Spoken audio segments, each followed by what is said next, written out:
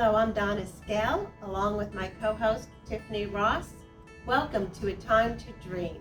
We're brought to you by Roaring Lambs Ministry, a ministry that wants to help you amplify your faith by effectively sharing what God has done in your life. And then we have all kinds of opportunities for you to share your story with the world, just like today on A Time to Dream.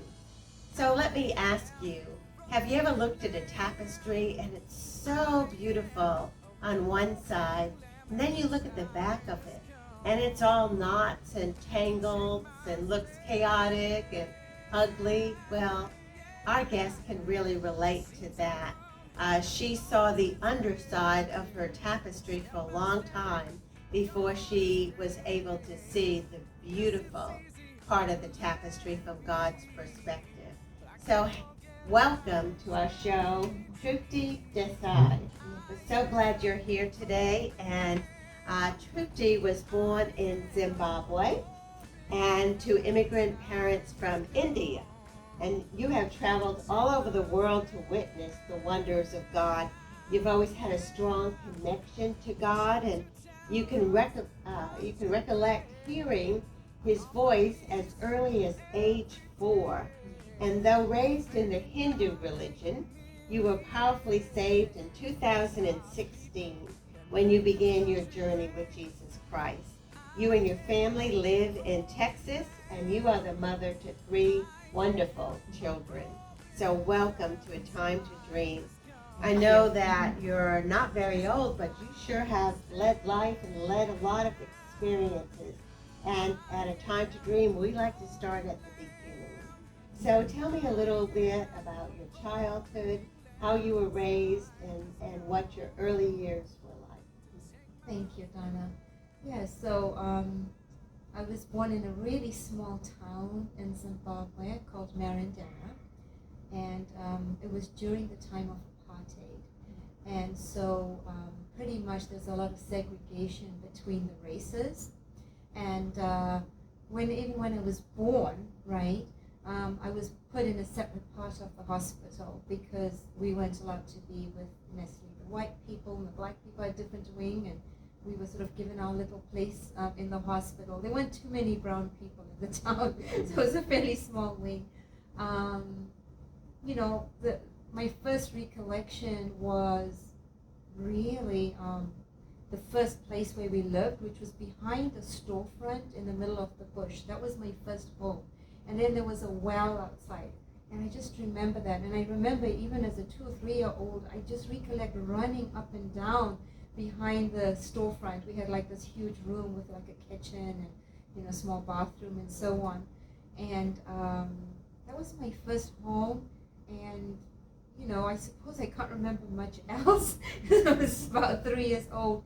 But it was interesting, and it was the middle of nowhere. I mean, the storefront, the people would just drive by to buy soda or cigarettes or whatever, little convenience things that my mom and dad managed in the front of this little store. Again, because we weren't allowed to live either in the same areas as necessarily the white race or the black race, because there was like the township, and then there were the suburbs, and then there we were, the middle of bush. Wow. And, Uh-huh. obviously you and your siblings would have to just find things to do, I would guess, if not many people around. But Yes. so living in Zimbabwe, Mm-hmm. I know it is, statistically they say it is predominantly Christian. If you were to, choose one religion, maybe I'm a little off, but Yeah. But your parents, obviously, they wanted to raise you in the Hindu faith as they were raised. And so could you tell us what your spiritual upbringing was like? Oh, absolutely. So we had like a temple in our home, and it was like a wooden structure painted in blue, I suppose. But it just housed a lot of different idols, like the elephant idol called Ganpati, the monkey god called Hanuman, and then there was Krishna, which is sort of like the main god. And it was like a temple in our house, okay? And so there were a lot of pictures in these idols. And they were put in this small like wooden structure of a temple. And so we would be taught like to sit in front of the temple daily. So every morning, to come in and to give our respect to the idols, to the pictures, and speak a certain mantra, which is called the Gayatri mantra. And literally at least once or twice a week, usually the weekends, we would have these rosary beads, very much like the Catholic beads, right? Mm-hmm. And we would have to like pray 108 times a day, the same mantra, Gayatri mantra. And honestly, I didn't know what I was even, I blindly followed. I honestly, even decades later, did not understand what I was praying. I just knew to pray that mantra, and that's what I was taught to do. Yes. And it So was a mantra is what, like a prayer that you learn to say, or is it just like words that come out of your mouth? Tell our audience what a mantra is. So the Hindu Bible is called the Bhagavad Gita, and it's written in Sanskrit, and it's almost like you have hymns in the Bible, and it's like that. It's like the Psalm. Well, I wouldn't quite say the Psalms because it's more powerful in the sense of it's a direct prayer to the gods, right? Okay. And in the Bhagavad Gita, there's specific prayers to each god. Gayatri is one of the gods.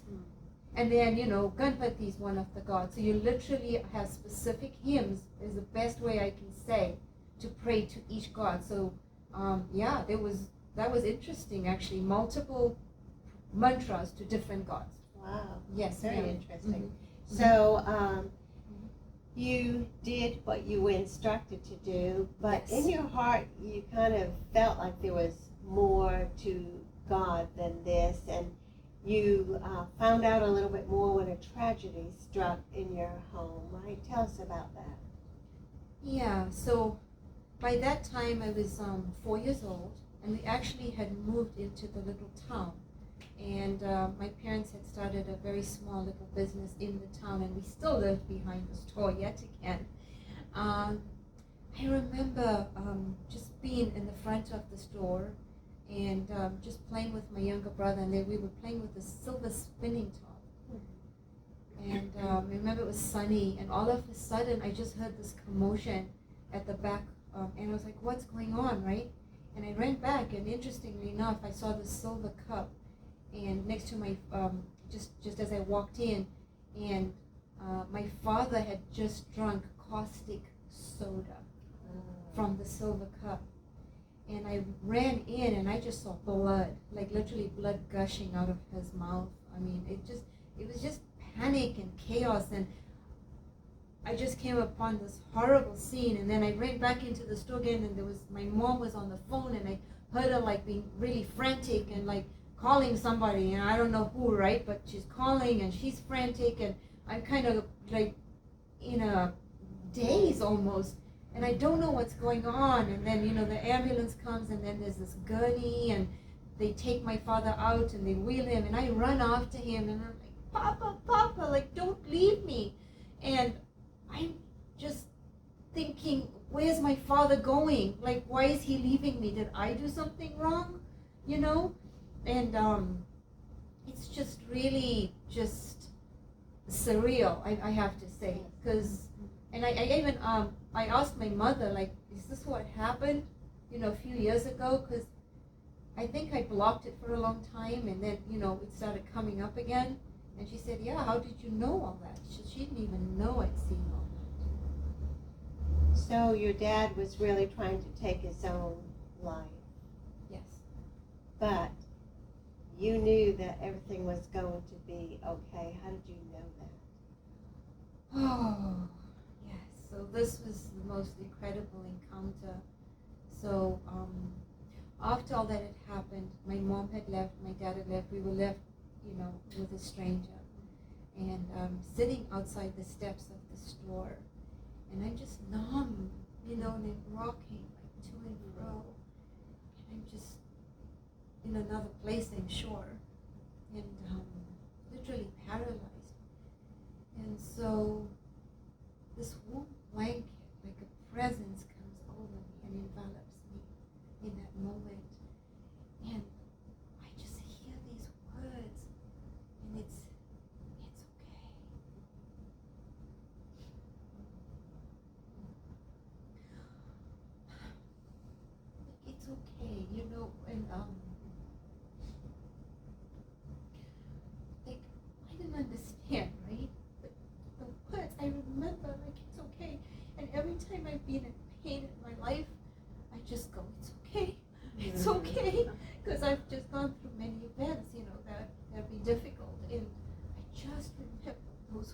I really think that that's what just kept me going sometimes, because I would be like, it's okay. And so I didn't understand in that moment it was God. I didn't. I mean, truthfully, I'm 4 years old. But that's when I met God, and that's when I heard the voice. And that's the voice like I would just reach out to anytime. I'd be like, are you there? You know, just not understanding as a child what I was doing. I just knew that, okay, that's my secret God. That's somebody I can talk to. And the idols that my family would put me in front of, my parents, didn't talk to me. They didn't like respond. It was very clinical, and I was doing my duty, but they didn't like my God. He would talk to me, and again, I didn't have long conversations that I understood or anything. I just knew like He was there, and when I was sad, I could just go sit with Him for a little bit, you know? Yeah. Trupti, that is so profound, and it gives me chills really to think about you crying out, you know, Papa, don't leave me, don't leave me, and yet your Heavenly Father, your Abba Father, you know, comforted you in that moment like nobody else could. Say, it's okay. And He knew what a little 4-year-old girl could understand at that moment, and it was a hug, and it's okay. And I love that God came down and touched you in that moment to start the conversation with you. That secret God, if you will. It's so beautiful. And so we're glad to know that the suicide attempt was not successful. Your dad survived. However, it was not, as they say, a bed of roses for you. He probably struggled with some anger, some depression. Would you share with us what life was like when he came home? Yeah, so he was in the hospital for almost a year. So I didn't actually physically see him for over a year. But my mom would go to the hospital in the city. So he was in Harare, in the main city, at a hospital. So she'd go in to see him. And my brothers and I, we would be outside in the lobby area where there was this fish tank. And it was the most beautiful fish tank with all these tropical fishes. And I think I would find solace in that. I would just go straight to the aquarium and just like see these colorful, beautiful, amazing little fishes swimming. And it gave me the sense of peace, but I knew my father was there somewhere behind the doors, but we weren't allowed to see him because I don't know what was going on exactly. I never saw him for almost a year. Then he came home, back to the store where we were, and he just had a lot of anger, like rage in him. And my father was actually put on calming, like psychiatric drugs, which he's been on his whole life actually, to just calm whatever that is in him that I did not understand, because there were moments with my dad that was so sweet, you know, like I know his heart is so good, but there was something in him that was angry. So really my upbringing was just of fear, because I didn't know when he would just react or get angry. So you were literally living on eggshells all the time. And I got hit a few times, and luckily not like so badly, but it was always that fear of getting hit again. And I saw him hit my mom, you know, which was scary. And then I'd run out of the house, because my mom would always tell us, just run, get out, because she didn't want anything. So it was tough, right, to see that, because my mom, I mean, she's a beautiful lady. My dad was just literally like almost like there was a demon or something in him, you know. Yeah, but I don't hate him, and you know I still obviously talk to him, and I love him. It just was so. Well, and it breaks our heart when we hear of children being abused, and it wasn't anything you did. Probably it was just this anger inside of him, and you know I think of whoever said the devil made me do it, but in reality sometimes the devil can encourage you to do something you wouldn't normally do.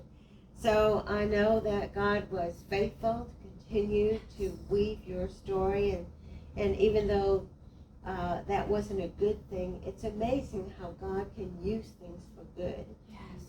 I know that you had another experience when you were 12 years old, where you heard the voice of God again, maybe not audibly, but in your spirit, He Yes. spoke to you.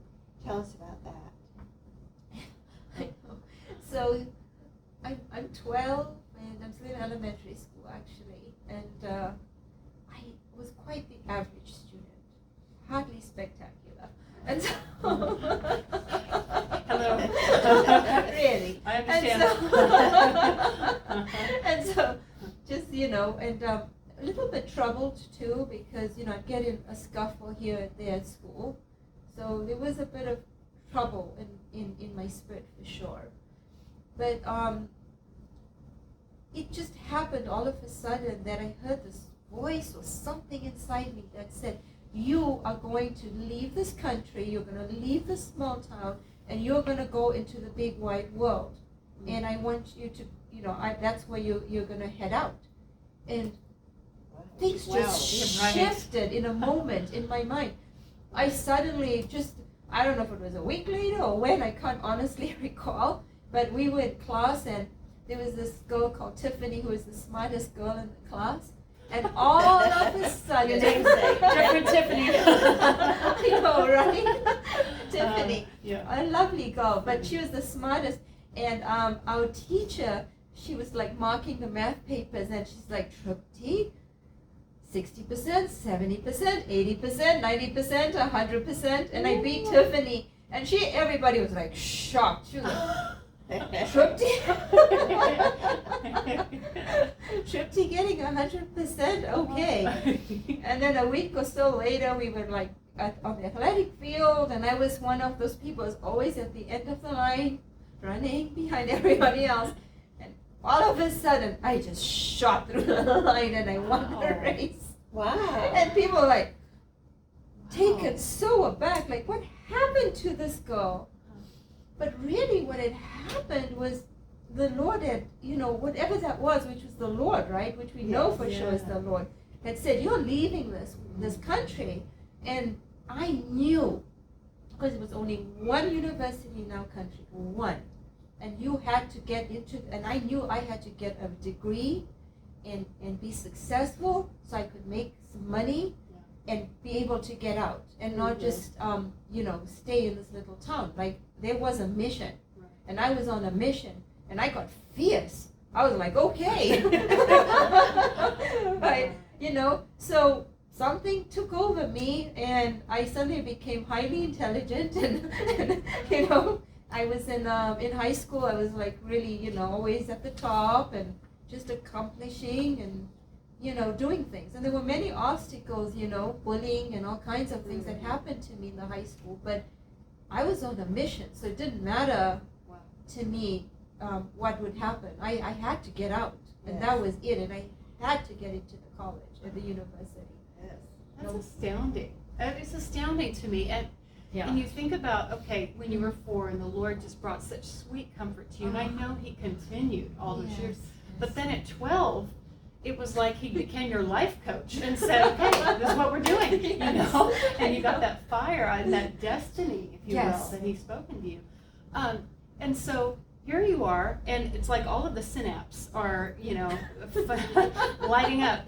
And yet with a lot of intelligent people, they search and search and search and search for truth. They want knowledge. And I think you fell into that perhaps. And even in your teens, you started dabbling in the occult.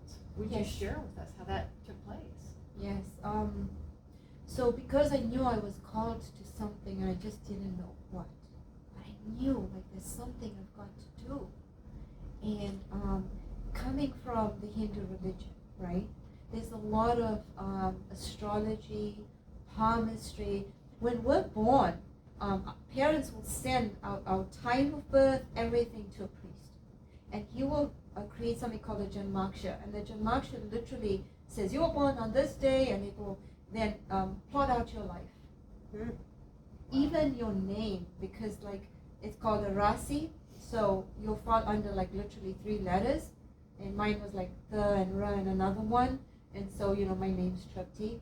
So you are even named according to the constellations and things like that. So that was familiar to me, right? It wasn't alien. It's what I knew to be part of the Hindu religion. So it was natural for me to go seek in that area of astrology and so on. So I really started delving into astrology because it was more about, well, who am I? It was like a searching initially. So because I was seeking literally my identity. That's what I was seeking astrology for, truly initially, right? And trying to discover who I am in the world. And so then that led into me buying a palmistry book a few years later. And I read this book and it just came naturally to me. I could not, like the lines on the hand, first it was just studying. But then it eventually became almost an energy thing, if I must say, where I could just like look at somebody's hands and somewhat study the lines, and like things would come to me, knowledge would come to me about these people. And it came to such a point where I'd go to weddings, I would go to, events, and there'd be long lines, even till like 1 a.m. It was crazy. Wow. Where people just line up and they would just wait for me to give them a word. And even rich people would like take me to their homes. They're like, okay, we want a private palm reading. I was like, okay. And I never charged. It was never about the money. I just did it, and I don't know why. They would be drawn. And I really, in my heart, I must say, all I was trying to do was to help them. And I would be very cautious to not say anything bad, even if I saw it. Because I thought, well, I can't say that to them because I was coming from a good place. Yes. But I understand now that, it was not of God, but I didn't know. I really thought that's the path I was being led to. Right. And I'll be honest, I don't know if I never connected what I was doing to God, which was interesting.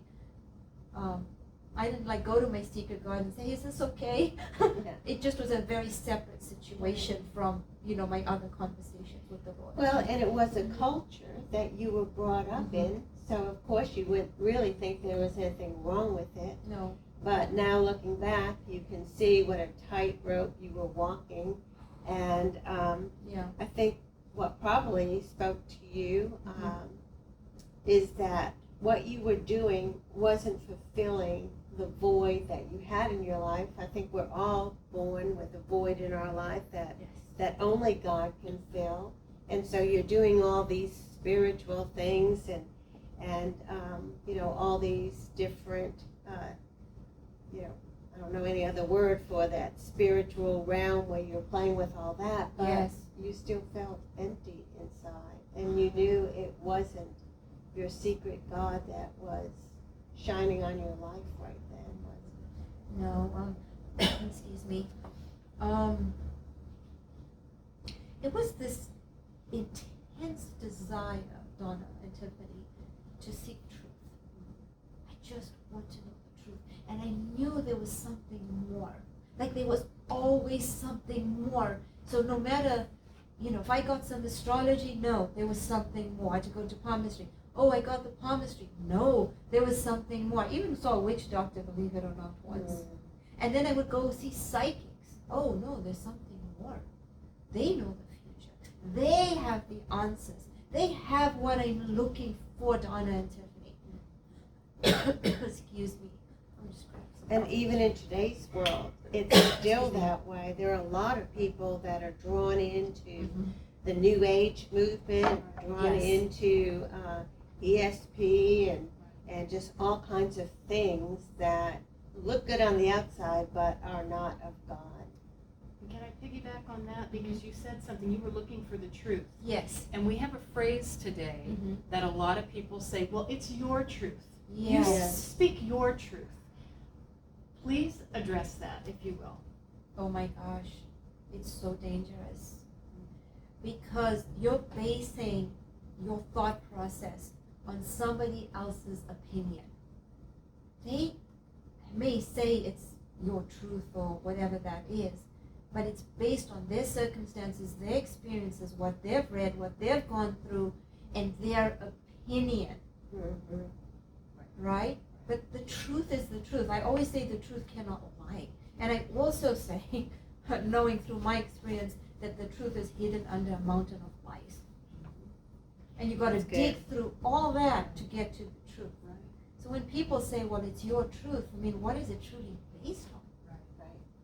It's not necessarily factual. And from what I've discovered and from my experience, it has caused me so many issues in my life by going down that rabbit hole and down those paths, because not only did I go to psychics, I went to tarot card readers, I mean, for a long time, right?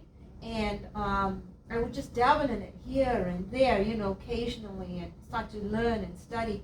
And I mean, it would get to the point of like listening to Eckhart Tolle. I even went to Scientology. I went to Scientology. Well, is that where the answer is? Do they know the truth? It was always like, they've got to be wiser than me. They got to know more than me. They're this organization. They're fancy. They must have studied all this stuff. Oprah, even Oprah, for goodness sake. It was like, oh, she seems smart, right? She might give me something that's going to fill my soul. But let me tell you something. It was always so temporary. I'll admit that, there was that moment of elation, like, oh, wow, really? This is going to happen? And, but it would be so fleeting, and it would be gone. It was like that. And when I say dangerous, it will lead you, it's almost like they put these subliminal messages in your head. And it will lead you down certain paths. And I sometimes wonder if it wasn't just almost like a domino thing with me, where I started with astrology, right? And then I was like, well, what's next? And then what's next? And next, and next, and next. And so you're just going down this, path of destruction, truly. Because I was. Because the more I went out there to go find that stuff, the less truth I found in my soul, in my heart, right? Because it never satisfied me. It just didn't. It was like it just. It can't. And so you literally traveled the world looking for truth, looking for answers, and I love the way God has a plan and a way to get your attention and to give you what you were looking for, which was truth. And the way that He reached you is really unique, wasn't it? Indeed. So here we are, from 4 years old all the way almost to being 44, right? So I sometimes joke and say the Lord left me in the wilderness for 40 years. But anyway, but he had his ways, and I so understand like the whole journey and the tapestry much more now. But to answer your question, at that age, I was still seeking, and it was so interesting because now I was starting to get quite powerful in the world. I had just gotten a position as a vice president in this company, and prior to that, I'd actually lost 2 jobs. And being a single mom with 3 kids at that point, income was incredibly crucial, right, for me. So that was my lifeline for my children. So it was very devastating to lose the jobs.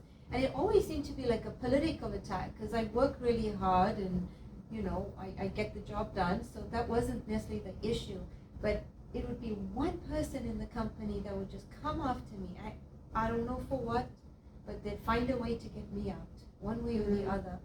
And so now, becoming powerful in the world, and the Lord makes me laugh sometimes. You said he creates good out of what was meant for bad. Right. And every job, the next job I'd have more money. And so really was a promotion. They keep promoting me, which was interesting, but it was so emotionally difficult, right? And then the next job, he promotes me. I want to say the Lord did. I got the job as a VP because somebody out of the blue, just called me, and the next minute I'm now Miss VP from being just a manager, right? And so I'm starting to get a bit of an ego now and pride, because I'm like, oh, I'm finally getting my power back. because I was seeking all that power that had been taken away from me at 4, from, all the growing up with my dad. And I went through a fairly difficult marriage as well, where there was a lot of emotional and verbal abuse. So I'm just like powerless in life in a sense, internally, right? So now you're getting this external power, now being, Mr. Vice President here, and thinking I'm all that.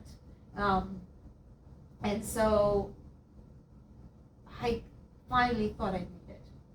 And I thought I'd found the truth. Right. That, it's this power. It's like if I can have the sense of power, nobody's gonna hurt me anymore. Right? Mm-hmm. Nobody is going to be able to just take me out and be mean to me, like in the past, because I'm in a position of power. And so a little bit of ego definitely developed there, because I'm like, maybe I'm finally here. Not necessarily my soul being complete, but an external power, if I may say so. Yes, Right. ma'am. Yeah. But then Yes. you were getting a ride to the airport. Ah. And yes. the Lord provided a Lyft driver to speak to you. He was a converted Muslim. Yes. And Yes. how did he get your attention? What did he say? So because of the job I had to travel to the airport regularly and go travel upstate. So one day, I think a month into my new job, a Lyft driver comes, yes, a converted Muslim from Iran, now Christian. Mm-hmm. And I trusted him for some reason, because there's always that something in me which I believe is always, which is God's voice that will say, okay, this is it, you need to move with this. And I just know to do it and obey. And I said, okay, well, will you please take me to the airport, because I had traveled literally every other week in the mornings. And I trusted him. Almost a month or so after going into the, the airport or so, a couple of trips, he's like, well, Jesus is missing in your life. And I'm like, huh? Okay, and I must say, I think I mocked him and Jesus, forgive me, because I said, well, how can you say Jesus is the way, the truth, and the life?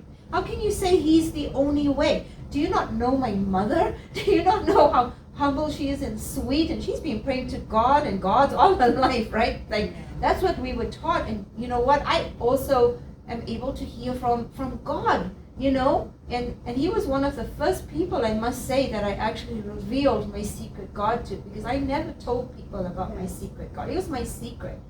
He was who I ran to, who would, comfort me and teach me and whatever else, the journey I was on. Right. But it was the first time I told him, no, I talk to God. He talks to me. He tells me, like, what to do, like that. And he, I resisted, and he persisted. And you're in a regular relationship because he's picking you up regularly, taking you to the airport, so you're spending more time with him. Indeed. And he starts to really tell you about Jesus. And Yes. you probably can't get that out of your mind.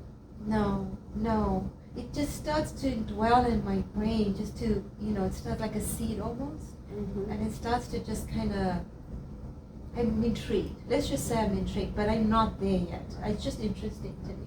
And it's very intellectual, right? It's not here in my heart. But I'm fascinated, right? So was there a time where he recommended a certain movie to you for you to watch, or? Well, not necessarily at that point. What had happened is I actually ended up losing that job as well. Mm-hmm. So here, Miss Powerful, thinking I'm all that, and not a political attack.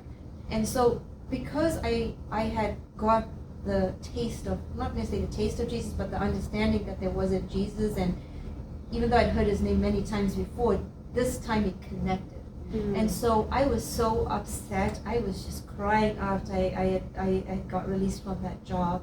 And I went to this room where I just went to go to pray, just a quiet place. Yes. And I fell on my knees, and Donna, Tiffany, I was just exhausted. I was done.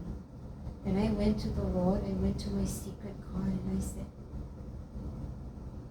please, have mercy on me. I'm tired. I was just crying. I was just tired. I said, I have been so faithful. I have tried to listen to you and obey you, and I know sometimes I didn't, and I'm sorry, but I have like chased after you. I have fought, my Lord. I have come after you every time, like to seek you.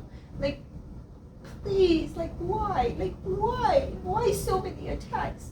Like what have I done? Why? I can't do this. I can't go through so much pain anymore. I'm tired, Lord. And I said to him, okay, if Jesus is the way, the truth, and the life, and this is what's missing? Is this what's missing, my God? Is this what it is? Is this what I have to do? It was like that. And I said, you tell me. You tell me, my Lord, because it is only you I trust. I can't trust anybody else because they've hurt me, they've abused me, they've set me in so many different paths, my Lord. And I was just like done. I was done. And I went to the Lord and I am like, no, you tell me, Lord, only you. And so what would happen then is I'd embark on this just incredible 6-month journey. It was just incredible. Like, I would start reading the Bible.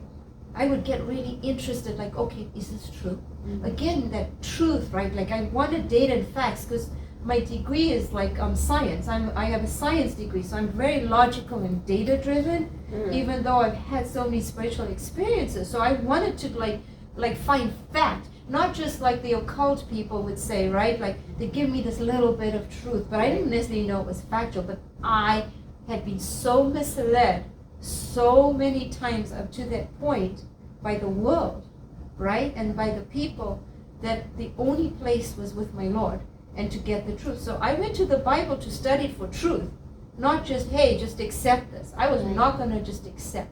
And so the Bible is so scientific in my head. It's so data driven.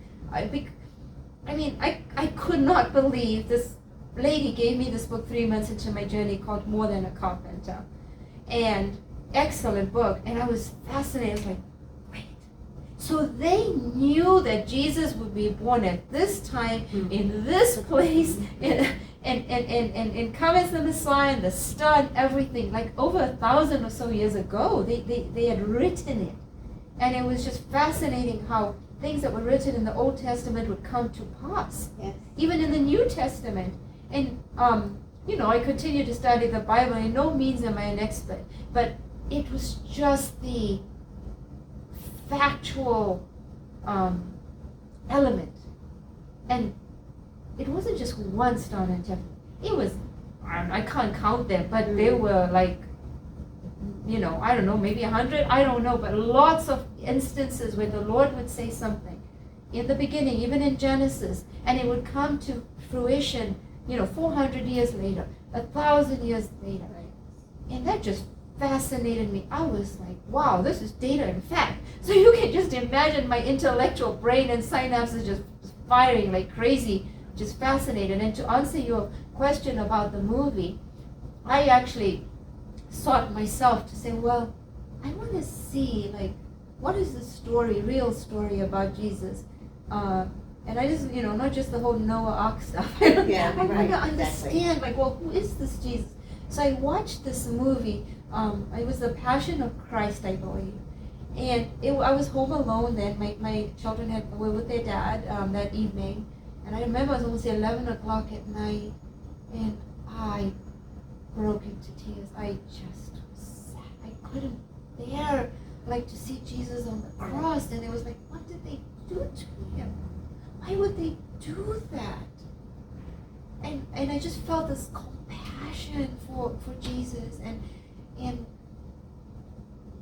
it was like heartbreaking, almost like I was there, like just watching this, And I just fell in love with the sense of him as a man. Like, he would sacrifice his life.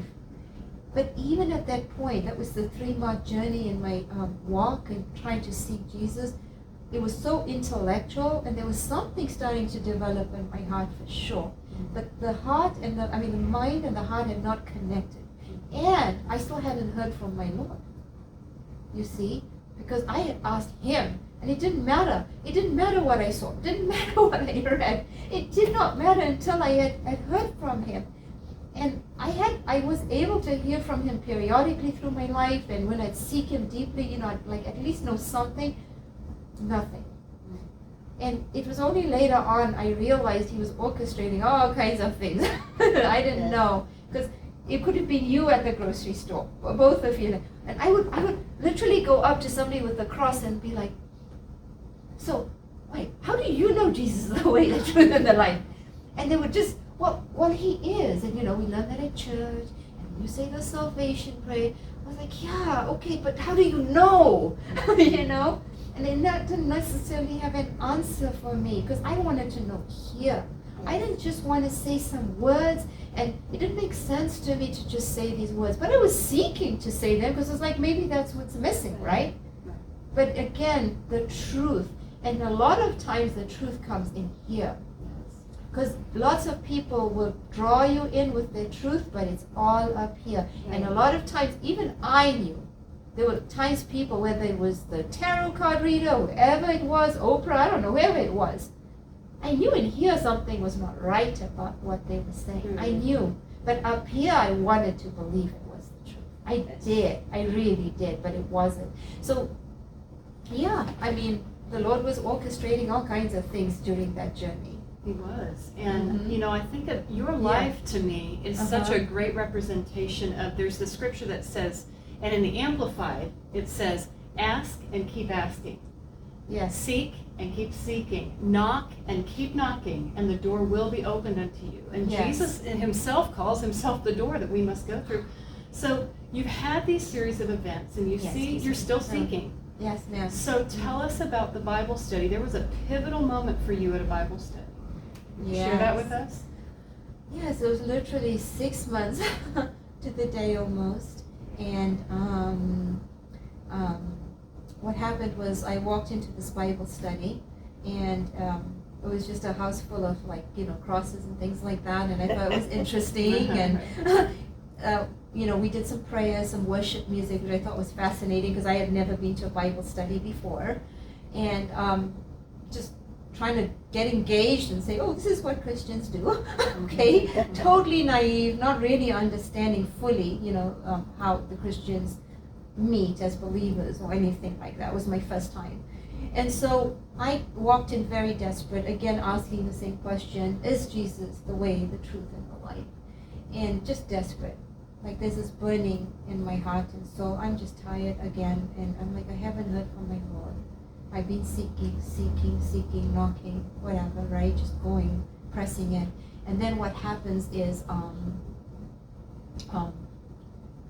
we're done. And we're holding hands like this, as apparently we're supposed to do. I'm like, okay.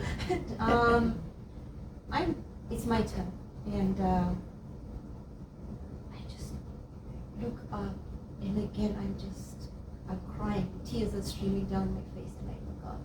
And all I say is, tell me. Tell me, God, tell me. And in that moment I asked, I got thrown back by a force. And I didn't know what was happening. And I got thrown back, and there was a sofa behind me. So I was like this, like thrown back on the sofa. And I started speaking in tongues. And I didn't even know what that was. I just started talking, right? And it's almost like something was sitting on me because I could not get up. And I'm speaking tongues, and it must have been at least 10 or 15 minutes. I don't know. It was a while that this was going on. And because I'm spiritual and I was always able to see and sense things in general, I sensed something behind me. And I put my hand like up here on top of the sofa cushion or whatever, and I felt something touch my hand. And then I looked up, and there was Jesus.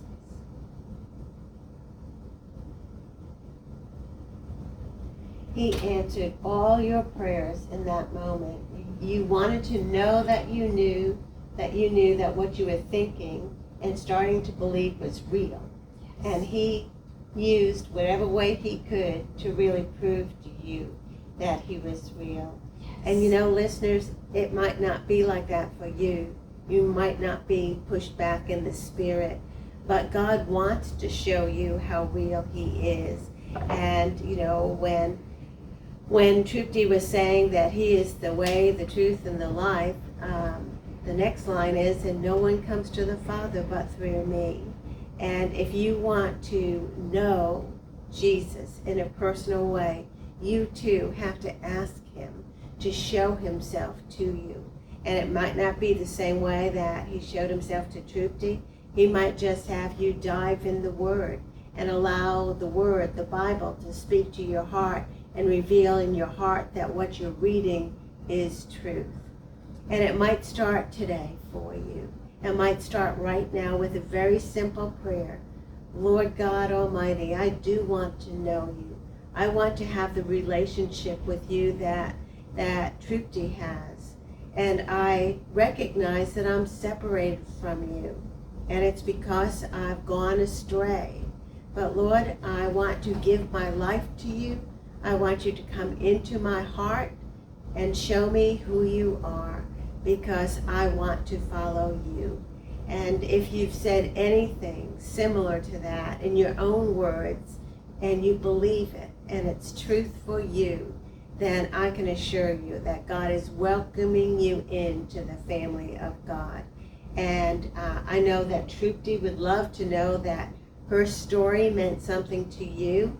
And so she's inviting you to contact her at her email address, which is her name @gmail.com. It's TRUPTIH, her middle name, DESAI @gmail.com, and you can reach her there. She has a book coming out very shortly. It's called Esther's Soul, and it's a wonderful book of her testimony and her poetry. And we'd love to hear from you as well. You can email Tiffany and I at atimetodream@gmail.com, or if you have more questions and you want to talk to someone about those questions, you can call us at 972-380-0123. That's 972-380-0123. It's been wonderful having you on the show, and your salvation experience and your life is just so real. And I know that there are listeners out there that haven't made this final step to ask Jesus into your life. Maybe they've played with some of the things that you've played with.